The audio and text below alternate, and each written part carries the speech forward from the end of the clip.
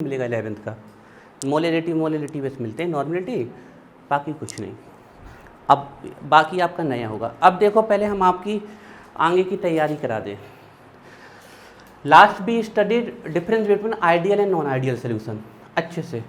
अब जो non ideal solution होते हैं ये राउल्स लॉ को नहीं मानते हैं, do not form Raoult's law. आप लोग थोड़ा कोशिश करना समझने की, हालांकि हमें पता है भी कम समझ में आएगा, तो वेट करो थोड़ा। जो नॉन आइडियल सोल्यूशन होते हैं वो राउल्स लॉ को नहीं मानते।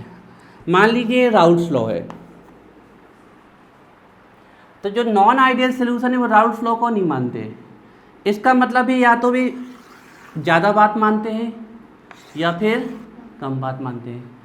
इस बेस पे नॉन आइडियल सोल्यूशन कितने प्रकार के हो गए? 2 प्रकार के, एक जो ज़्यादा बात मानते हैं, एक जो कम बात मानते हैं। मान लीजिए वेपर प्रेशर की लाइन है, मतलब अगर किसी का वेपर प्रेशर यहाँ पर आ गया तो वो किसको फॉलो कर रहा है? राउल्ट को। लेकिन नॉन आइडियल सोल्यूशन राउल्ट के अकॉर्डिंग वेपर प्रेशर नहीं लाते हैं, वो राउल्ट से ज़्यादा वेपर प्रेशर लाते हैं या फिर कम। जो राउल्ट से ज़्यादा वेपर प्रेशर लाते हैं उन्हें कहते हैं non ideal solution of positive. Deviation का मतलब होता है विचलन, मतलब राउल्ट के लॉ से कहाँ पर विचलित होते हैं? ऊपर की तरफ। डेविएशन मतलब विचलन। जैसे हम कहें कोई चीज़ को सीधे चल रहा है लेकिन वो टेढ़े मेढ़े चलने लगे तो कहेंगे इसने डेविएशन कर लिया। राइट हैंड साइड करेंगे तो कहेंगे right handed deviation, left handed side करेंगे तो लेफ्ट हैंडेड डेविएशन का मतलब होता है विचलन। तो जो राउल्ट के वेपर प्रेशर से जिनकी वेपर प्रेशर ज़्यादा आएगी वो कहलाएंगे non ideal solution of positive deviation, और जिनकी वेपर प्रेशर राउल्ट के लॉ से कम आएंगी वो कहलाएंगे non ideal solution of negative. ये होते हैं 2 प्रकार के कौन से सोल्यूशन? Non ideal solution. इतना याद करो सिद्धार्थ, राउल्ट ने वेपर प्रेशर के लिए लॉ दिया था, आप ऐसे समझो साक्षी। अब जो नॉन आइडियल सोल्यूशन होते हैं वे राउल्ट की वेपर प्रेशर को नहीं मानते। तो जो नॉन आइडियल सोल्यूशन है उनकी वेपर प्रेशर राउल्ट के लॉ से ज़्यादा आती है या फिर कम आती है। हल्का सा समझने की कोशिश करो। बेस आपका तो बिल्कुल ही अभी यहाँ से पीछे का रिकॉर्ड पता नहीं, तो वीडियो अगर आप देख सकते हो तो देखो, हम भेज देंगे पर्सनली, ठीक है। तो डाली heading types of non ideal solution. 2-4-5 दिन में आप लोग लिंक हो जाओगे हमारे साथ। Types of non ideal solution, heading डालिए types of non ideal solution. Types of non ideal solution, non ideal solution. एक छोटा सा डैश लगा के लिखिए 2 types.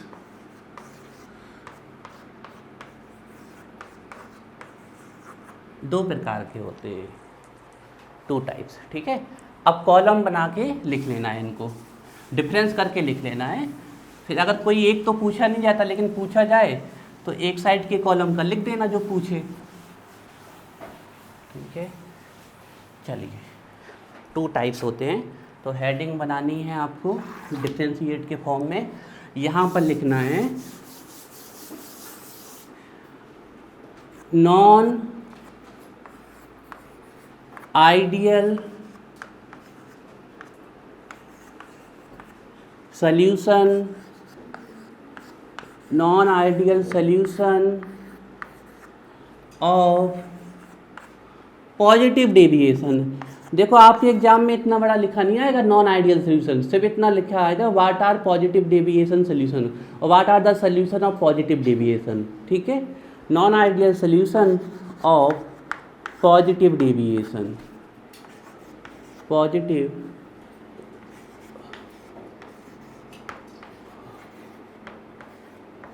Deviation, non ideal solution of positive deviation.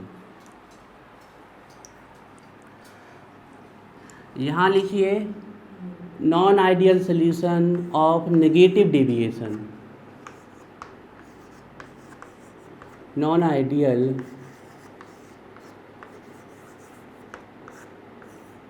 Solution of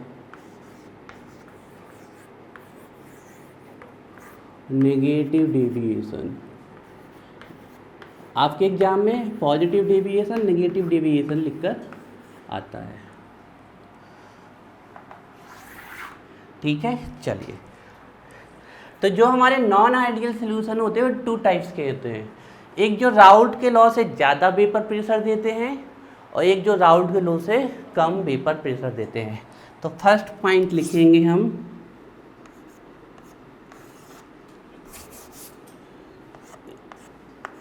they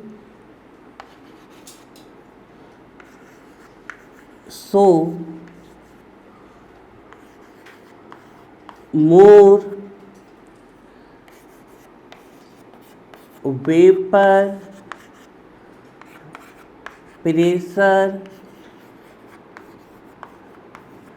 pressure calculated, they show more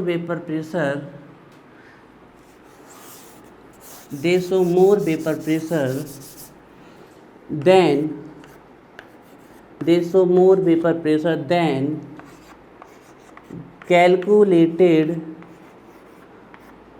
calculated from Raoult's law.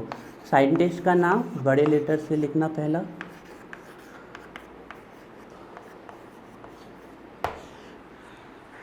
देखो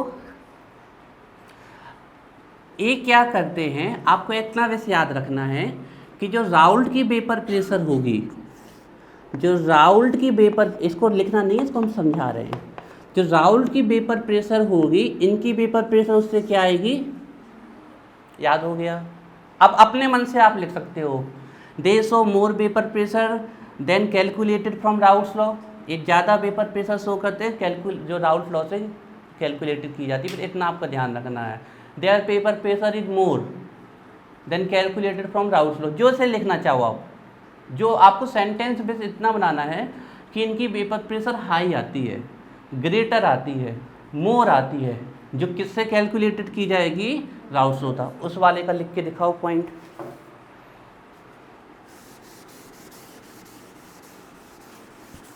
मोर की जगह क्या लिख देंगे, less. They show more vapour pressure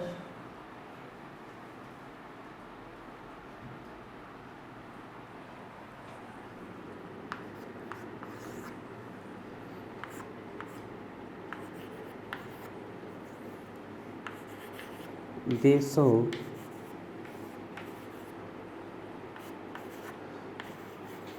less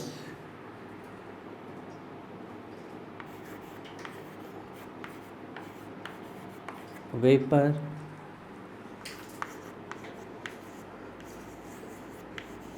pressure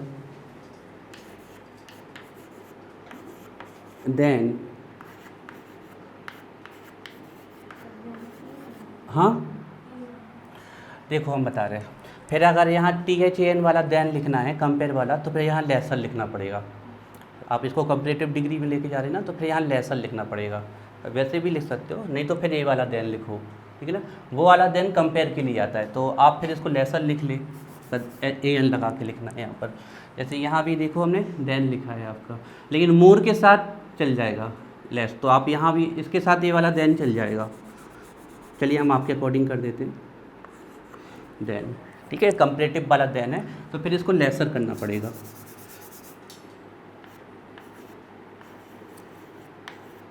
laser, they show lesser vapour pressure than calculated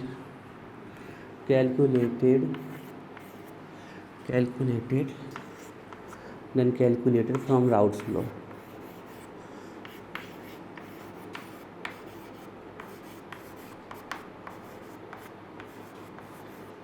चलिए देखिए, याद हो गया फर्स्ट पॉइंट सबको। इनकी वेपर प्रेशर राउल्ट्स लॉ से, और इनकी वेपर प्रेशर, राउल्ट्स लॉ किसके लिए था, वेपर प्रेशर के लिए ही तो था, ठीक है ना। तो they show lesser vapour pressure than calculated from Raoult's law. Calculated, determine, expected, determined, जो आप वर्ड यूज करना चाहे वो वर्ड आप यूज कर सकते हो। बात समझ में आई, क्लियर है आपका। अब सेकंड पॉइंट, फर्स्ट पॉइंट सबको याद हो गया, अभी डायग्राम भी बनाएंगे, है ना। डायग्राम ऐसे ही बनेंगे, इसके लिए राउल्ट के लॉ से ज़्यादा वेपर प्रेशर बनाएंगे और इसके लिए राउल्ट के लॉ से कम वेपर प्रेशर बनाएंगे। सेकंड पॉइंट देखना है बहुत अच्छे से। देखो, हमने आपको कहा था कि आपको जब हमने वेपर प्रेशर और बॉइलिंग पॉइंट पढ़ाया था, हमने कहा था भले ही इनमें से कुछ याद नहीं करना, लेकिन ये जरूर याद रख लेना कि vapour pressure and boiling point का रिलेशन कैसा होता है, इनवर्स। सीधी सी बात है, जिसकी वेपर जल्दी बन रही है वो बॉइल जल्दी हो जाएगा, तो वेपर ज़्यादा तो बॉइलिंग कम, तो बॉइलिंग पॉइंट कम। बताओ इसके बॉइलिंग पॉइंट कैसे होंगे? कम होंगे, बिल्कुल सही, क्योंकि वेपर प्रेशर कैसे बना रहा है, ये याद रखना है। और इसके बॉइलिंग पॉइंट कैसे होंगे? ज़्यादा। अब non ideal solution boiling point से रिलेटेड एक स्पेशल टर्म रखता है, बताओ कौन? Non ideal solution boiling point से रिलेटेड एक स्पेशल टर्म रखता है अपने पास, एजियोट्रॉप्स। कल बताया था हमने, एजियोट्रॉप्स क्या होते हैं? ऐसे लिक्विड के सोल्यूशन होते हैं जिनका बॉइलिंग पॉइंट कैसा होता है? कांस्टेंट। कहने का मतलब क्या है, एक लिक्विड है जिसका बॉइलिंग पॉइंट है 15 डिग्री सेल्सियस, दूसरा लिक्विड है जिसका बॉइलिंग पॉइंट है 20 डिग्री सेल्सियस, लेकिन जब इनको आपस में मिला दोगे ना तो 15 बचेगा ना 20, एक नया सोल्यूशन आएगा जिसका बॉइलिंग पॉइंट क्या हो जाएगा? कांस्टेंट हो जाएगा। इसको हम क्या बोलते हैं? एजियोट्रॉप। तो ए भी एजियोट्रॉप बनाएंगे सिद्धार्थ। एजियोट्रॉप का सीधा सा मतलब है कि अगर दो लिक्विड को आप अलग अलग बॉइलिंग पॉइंट के दो लिक्विड को मिला दो तो जो सोल्यूशन बनेगा उसका बॉइलिंग पॉइंट फिक्स्ड हो जाएगा। तो ऐसे सोल्यूशन जिनका बॉइलिंग पॉइंट फिक्स्ड होता है वो हमारे क्या कहलाते हैं? एजियोट्रॉप। तो एजियोट्रॉप ए भी बनाएंगे, एजियोट्रॉप ए भी बनाएंगे, दोनों ही एजियोट्रॉप बनाएंगे। एजियोट्रॉप का रिलेशन किससे है? बॉइलिंग पॉइंट से। तो एक कौन से एजियोट्रॉप बनाएंगे? ऐसे एजियोट्रॉप बनाएंगे जिनका बॉइलिंग पॉइंट कम होगा। कैसे कैसे गैस लगाया हमने? क्योंकि इनकी वेपर प्रेशर कैसी है, इस रिलेशन को याद रखना, वेपर प्रेशर बॉइलिंग पॉइंट। तो ये कम बॉइलिंग वाली एजियोट्रॉप बनाएंगे और ये फिर से समझो भैया सिद्धार्थ और साक्षी, ये रिलेशन अपनी कॉपी में ऊपर नोट कर लो, वेपर प्रेशर और बॉइलिंग पॉइंट का। वेपर प्रेशर ज़्यादा तो बॉइलिंग पॉइंट कम, ये बहुत इंपॉर्टेंट रिलेशन है। तो आप बताओ सिद्धार्थ हमें, इसका वेपर प्रेशर कैसा आ रहा? ज़्यादा, तो बॉइलिंग पॉइंट कैसा आएगा? क्लियर है। इसका वेपर प्रेशर कैसा आ रहा? तो बॉइलिंग पॉइंट कैसा आएगा? अब अपने तुम खुद लॉजिक से सोचो, जो चीज़ कम वेपर बना रही है वो जल्दी उबलेगी कि लेट? जल्दी कैसे उबलेगी? जो चीज़ कम वेपर बना रही है तो उसको उबलने में टाइम लग रहा है ना, सीधी सी बात है। तो वही तो हमने कहा कि अगर ये कम वेपर बना रही है तो इसके बॉइलिंग पॉइंट कैसे होंगे? ज़्यादा, है ना। आ रही बात समझ में? तो चलिए लिखिए,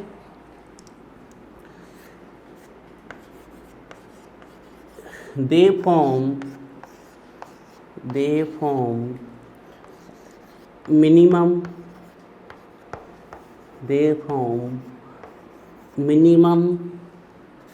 boiling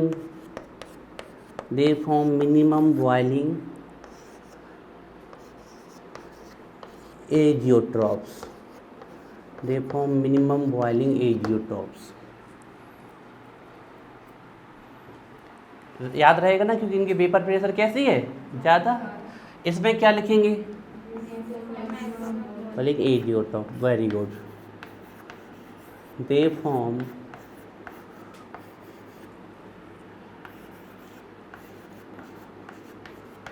मैक्सिमम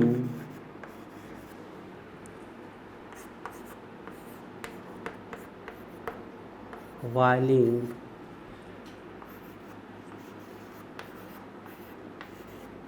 एजियोट्रॉप्स। ठीक है, कल हमने कहा था कि नॉन आइडियल सोल्यूशन एजियोट्रॉप बनाते हैं।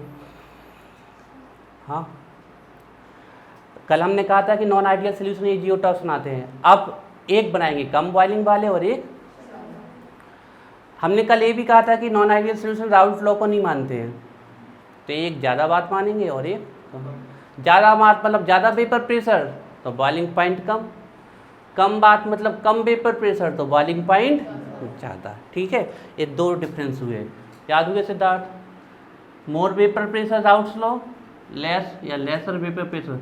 वेपर प्रेशर मोर तो बॉइलिंग पॉइंट कम, वेपर प्रेशर कम तो बॉइलिंग पॉइंट मोर। ठीक है, ये बात ध्यान रखनी है।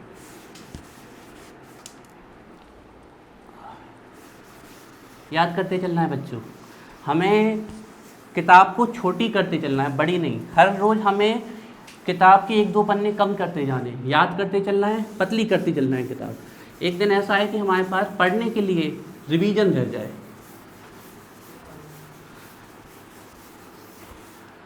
ठीक है, अब आते हैं थर्ड पॉइंट में।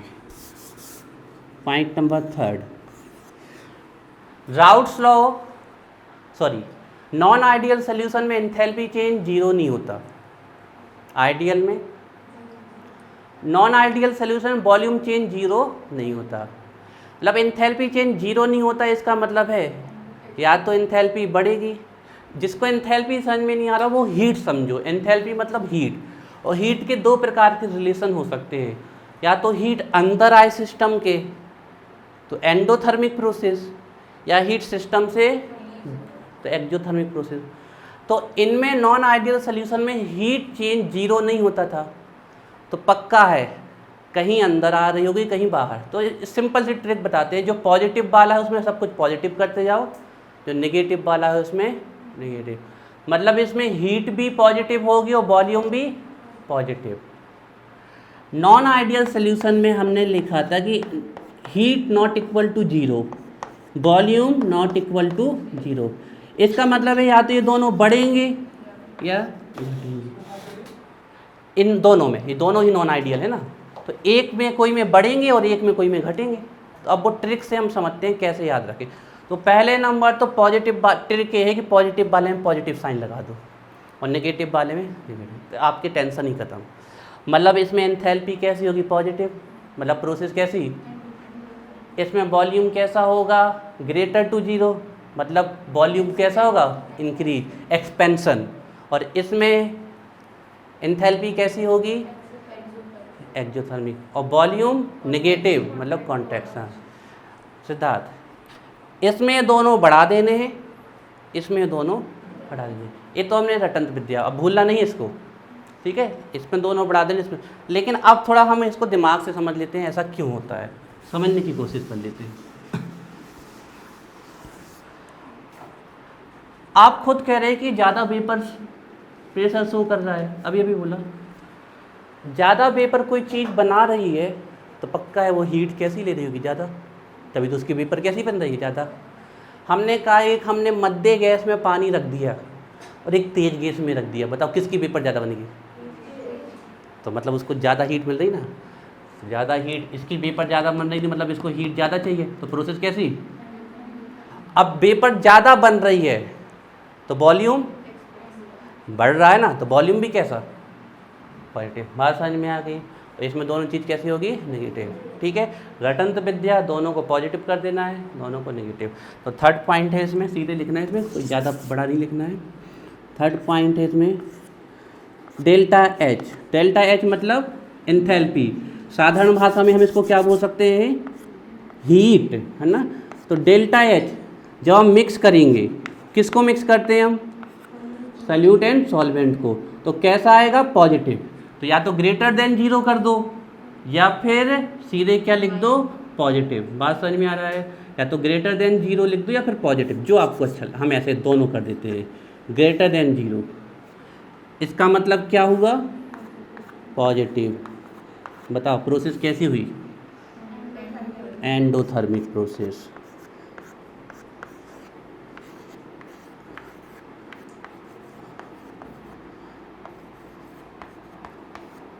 अच्छे से समझना, अभी क्वेश्चन देंगे हम इससे related.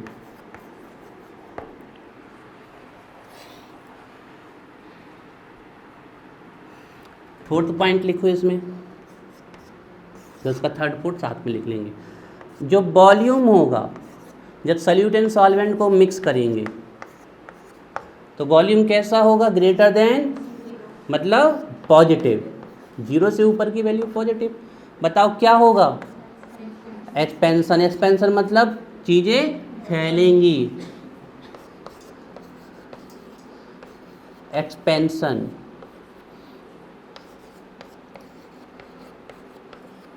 Takes place.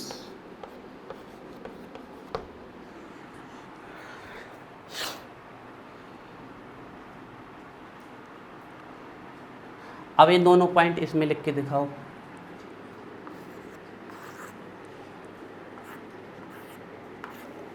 Delta H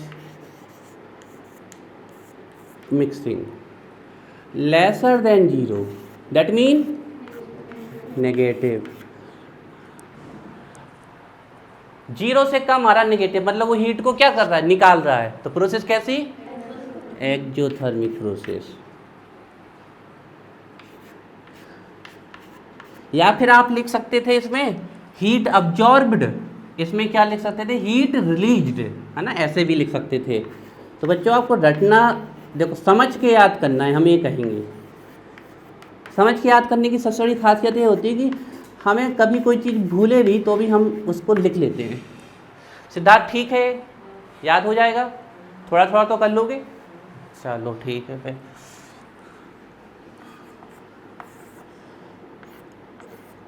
delta भी मिक्सिंग लेसर देन 0, मतलब वॉल्यूम क्या हो रहा है, घट रहा है, मतलब चीजें श्रिंक हो रही हैं, तो कॉन्ट्रैक्शन।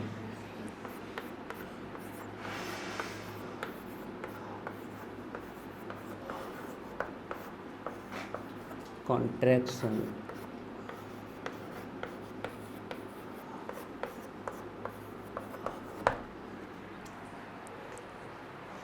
एक लास्ट पॉइंट और बचा है,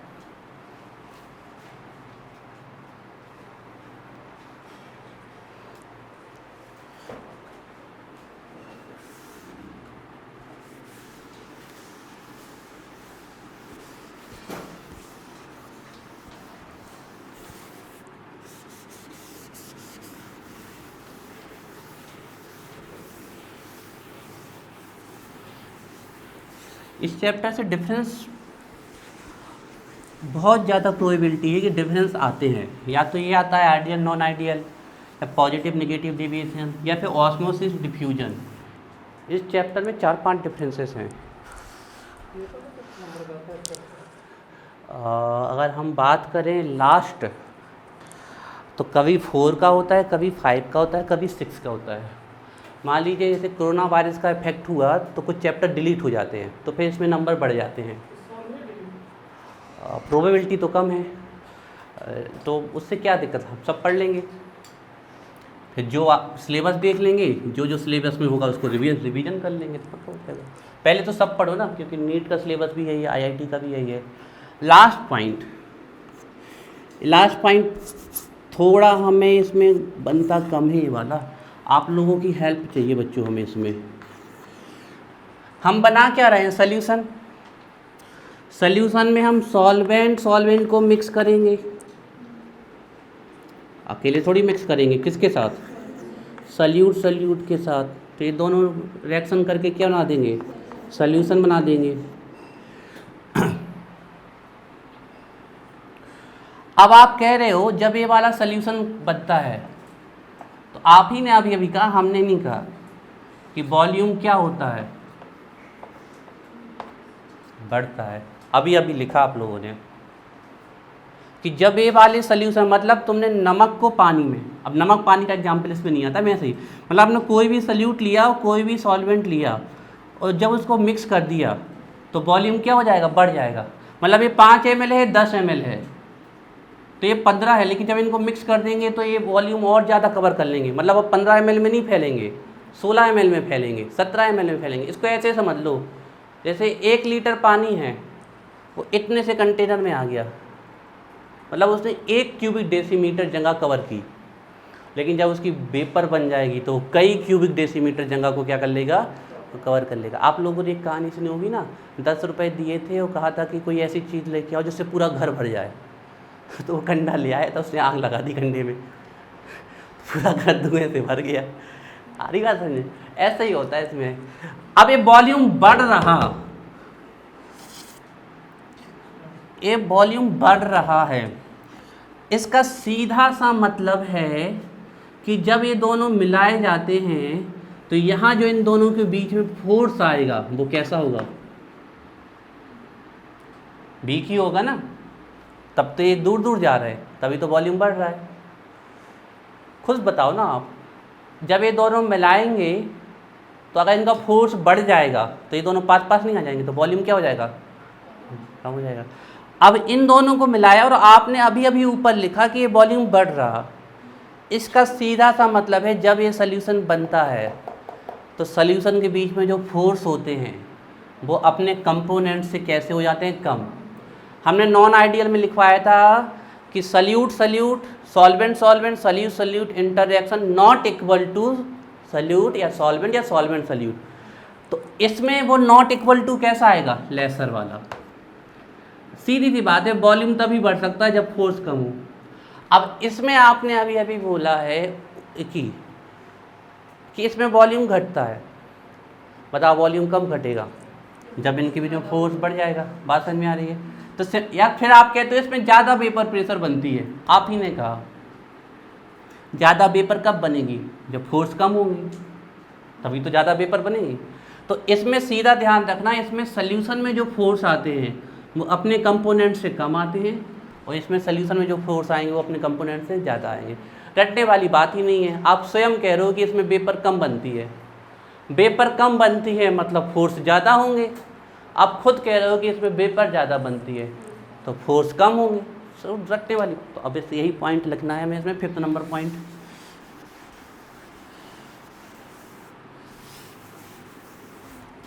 इसको ऐसे लिख देते हैं कि इसमें ये क्या लिखा है, सल्यूशन,